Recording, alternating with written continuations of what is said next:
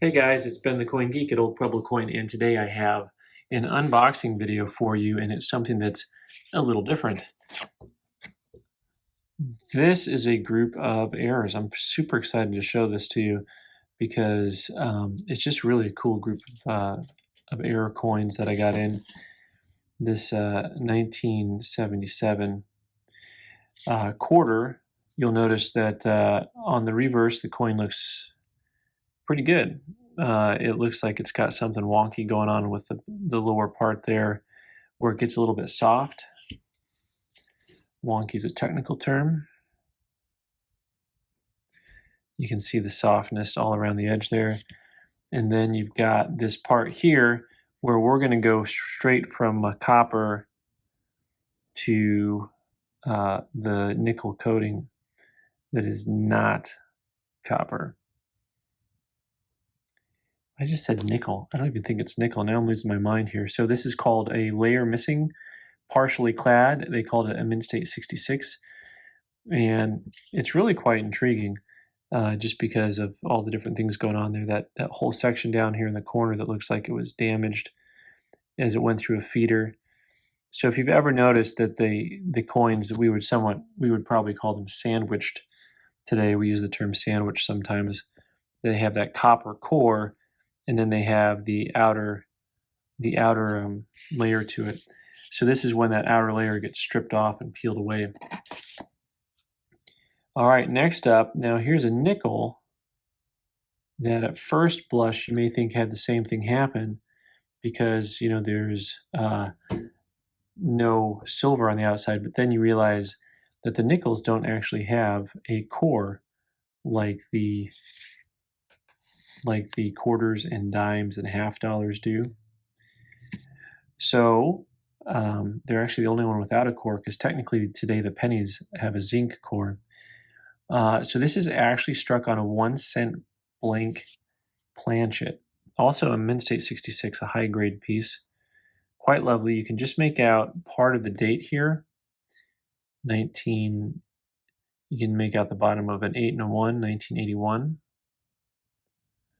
And overall, it's a really pleasing piece, I will say. I do like the overall eye appeal of the coin. It can be kind of hard to tell the color here. There you go. You can see that nice copper color, just like an old penny. And this wouldn't have happened after 1982 or halfway through 1982 because you would have gone from that copper core onto the zinc core that they have now. All right. Next up, we have all kinds of nickel. All kinds of nickel, I say, because this nickel here, give me just a second. This nickel here is 80% off center, uniface reverse. So uniface reverse, what they're talking about is the back has no design element to it. So this is a really neat error. And it's interesting because they also called that, apparently this was MS66 day. I should have sent in some rare coins that day and find out.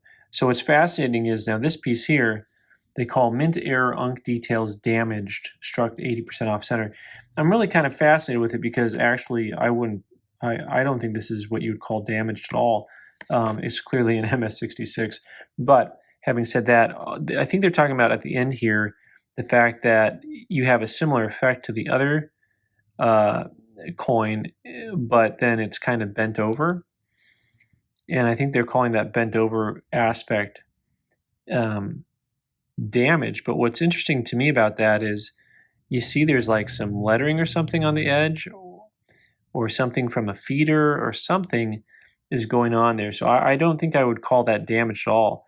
I think that probably happened at the mint.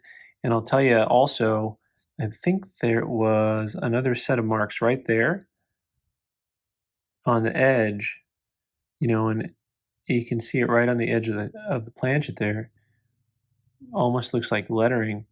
I don't know that I would call that damage. So let's just say this is a mint state 66 also, as long as we're on a roll. And you can just see the in God we, and that's the current state of affairs, isn't it? All right, so lastly, but not least, this is technically one of the rarest errors you'll ever see. Some things are technically more rare than they are visually compelling. And it's interesting because I'm going to take a look here in a moment at how NGC described this, and then we can talk about it. But you can see it's an original planchet. Now the planchets, they came in two different types. And sometimes they will have the edge of the rim will actually be kind of beveled, so it'll turn up at the edge. You see how the edge of the rims here could just have that little bit of turn to them? So, and this one does not. This one is just flat all the way across.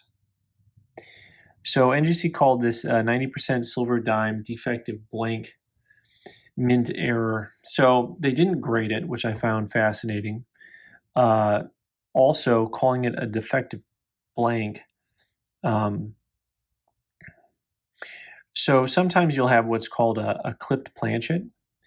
And the term for this piece should be a ragged clip. It's actually a thing. I've seen them before, and I've dealt with error dealers who've shown them to me in the past. And so here you have a blank planchet, silver dime, and it was on a ragged clip. And so I would have preferred that they had actually written it that way on the case. But, you know, I can't expect them to always do what I want to do. So anyway, it's really cool because you can see right down into there the silver inside the edges, and we'll see what happens with this piece. It's actually a piece from a friend of mine, and I think I'm going to try to sell it for him, but I personally feel like it's worth at least a couple $100, if not more, because it's technically extremely rare. So, but visually, people are going to be drawn to these coins first because visually these coins are more compelling. On error coins, usually the more visually compelling, the more money that gets involved. So anyway, thanks so much for watching, guys. I'm Ben the Coin Geek. You can subscribe by clicking on the button in the corner and watch more videos on the right side of the screen. Thanks.